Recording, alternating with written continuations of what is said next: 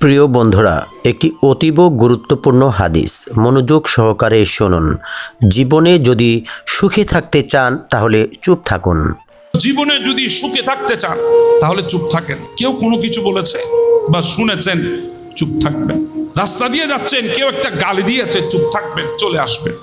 কেউ আপনার বিরুদ্ধে বলছে, আপনি শুনেছেন, চুপ থাকবেন, কোনো কথা বলবেন না। যত চুপ তত সুখ। সুবহানাল্লাহ। যত চুপ থাকতে পারবেন তত সুখে থাকতে পারবেন। হাজার জনে হাজার কথা বলেছে, আপনি শুনেছেন, চুপ করে আছেন, দেখবেন সুখ আপনার জন্য আছে।